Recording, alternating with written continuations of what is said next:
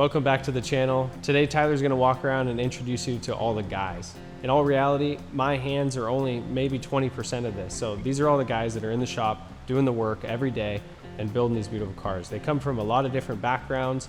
We all have great skill sets and things that complement each other, and it's just a really great team. So check them out. I'm Derek. My name's Connor Marsh. My name's Brian. Hi, my name's Matt. Mainly, I do all the CNC machining and all the design work for all the stuff that's 3D printed or machined or laser cut out. Today, I gotta do body work. So sometimes I'm doing body work, but my main role would be the machinist. I'm the painter, body tech. Mechanical mainly, drivetrain, suspension, plumbing, exhaust, everything but paint and body. I do a little bit of everything. I do most of the wiring, some fabrication, just anything that needs to be done. I just kind of grew up building stuff, and so I was always interested in doing that kind of thing, hands-on work. I think Josh and I were just talking one day and was like, how cool would it be if we could machine parts and just do all that kind of CAD stuff? And I kind of took an interest to it, so I went to school for a couple years, learned how to program machines, learned how to start drawing parts, and then been learning as I go.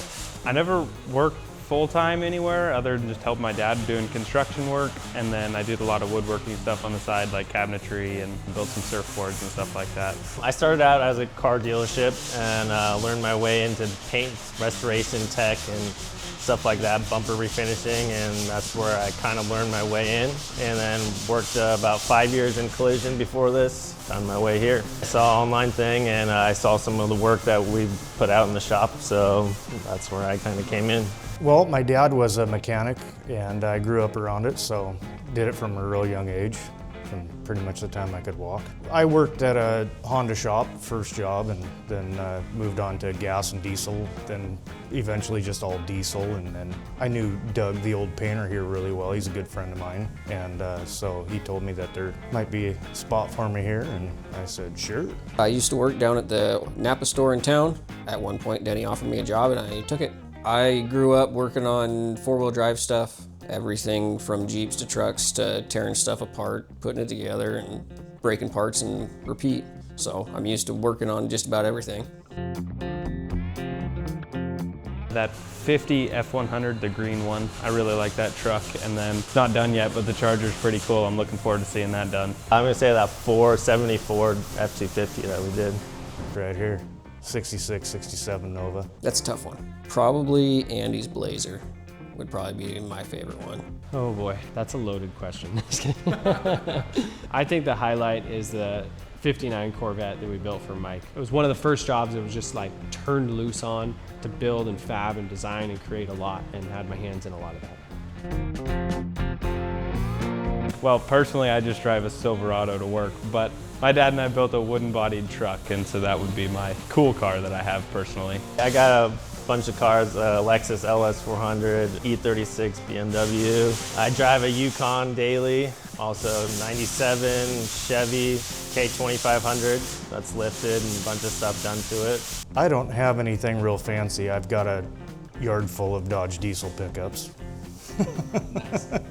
I've got multiple wheelers. My daily driver right now is a 1976 Ford F-250 two-wheel drive that I've been slowly putting back together. A bunch of Jeeps. I drive a Silverado every day, but I have a 68 Chevelle that I built in high school, and that's kind of what got me into all this.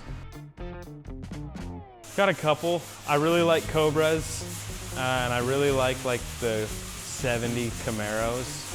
So those would probably be two that are pretty high up there that I like a lot. Classic car, I'm gonna say Nova. I'm a Nova guy. I would say a 67 Nova. Yeah, always wanted one. My dream car is a J-Series pickup that has a Cummins in it. All of them at different times. Yeah, I would say a C2 Corvette.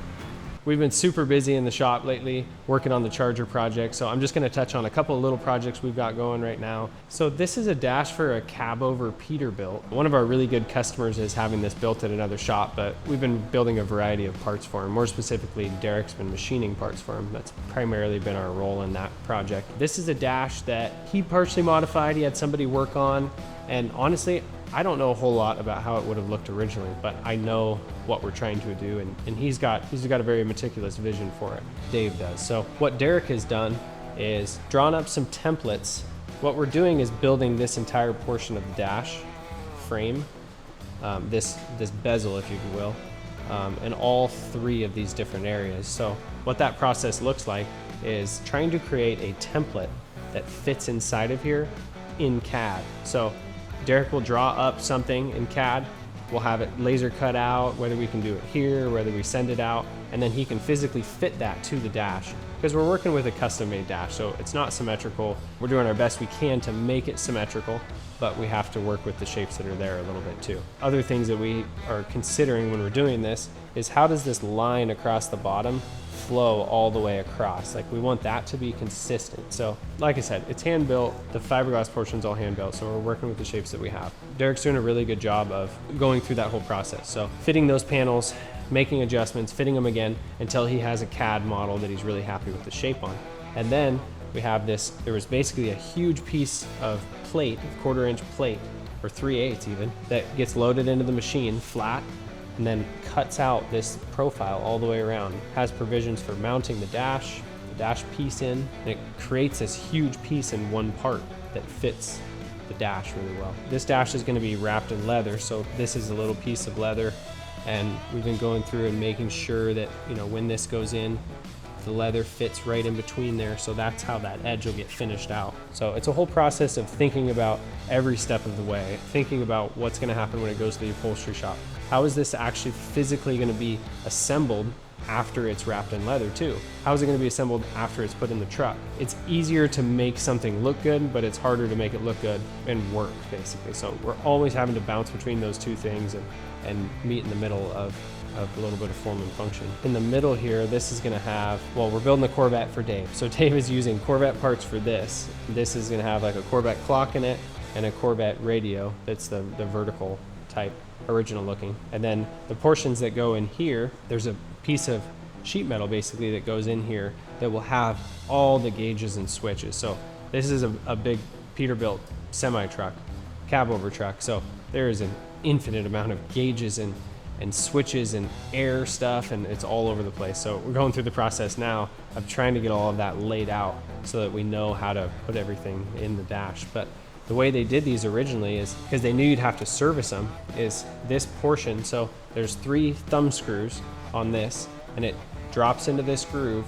and then the whole dash folds down so you can get to the back side of the gauges, fix any leaks, whatever in the air stuff, I'm sure, and then roll it back up so you can bolt it all in. So the serviceability part of it. So this was an original track that Derek cut to fit in between there and put like these little details in the end so that it flows nice into the piece, just all that little stuff. So yeah, it's turned out really good. But Derek's doing a really good job with this, and Dave's been super happy with it, and we're excited to be a part of this little truck project, big truck project. But and then this is another little project we got in, an exhaust job on this Nova. Home built, guy did a really nice job. He just got a TKX from us that he swapped into this.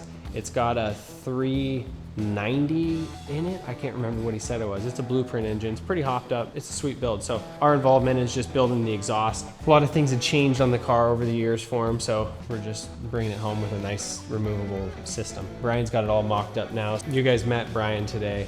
And Brian's one of those guys that he won't tell you that he's good at anything, but every single time that I ask him to do something, whether he's never done it before or whatever it is, he always does it, and he always does it well. Brian was not an exhaust fabricator when he started here. We worked on a couple of systems together, and he's doing a phenomenal job. He came from diesel world too, so it's fun to see that you don't have to have a background in hot rods all the time. You know, nobody here actually came from hot rods, and that's part of the reality of this stuff. If you have the right mindset, you're a good team player, you have good attention to detail, then you can learn all of this stuff. So there's no reason to be afraid of it.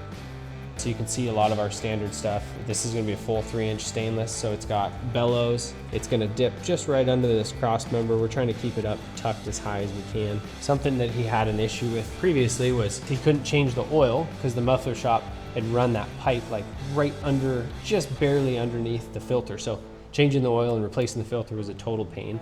So we considered that. made sure this pipe ran this way. Another thing is that he couldn't get the starter out because the exhaust came right through here. And these are common problems that we see a lot, not to knock on a regular muffler shop, but when we have a regular muffler shop bend up an aluminized system, the kinks restrict the flow a little bit, and this kind of stuff just gets overlooked. It's crazy time consuming to build these, but we make sure that all that stuff is taken into consideration. This side, he couldn't get the starter out. Now he can get the starter out with the exhaust in, get to all the bolts, and then everything is up, tuck tight, as tight as we can go, even with the 3-inch pipe. Zigs and zags through here. And the thought process that me and Brian were talking about today is we've got these pipes coming through underneath the cross member. We want to shoot a straight line all the way back to the muffler.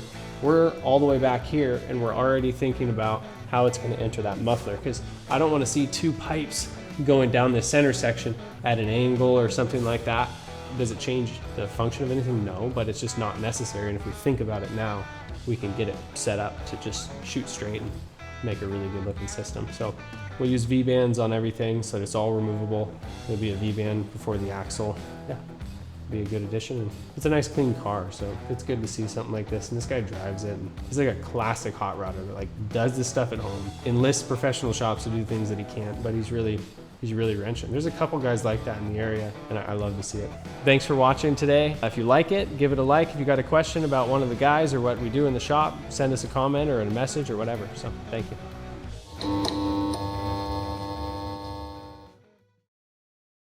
Man, I gotta do it while I'm sitting here covered in dust? Yep. That's messed up. I didn't wear my going out pants today.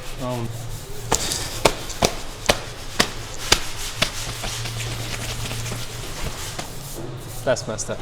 Yeah. The mic back from you. Oh, yeah. Might help.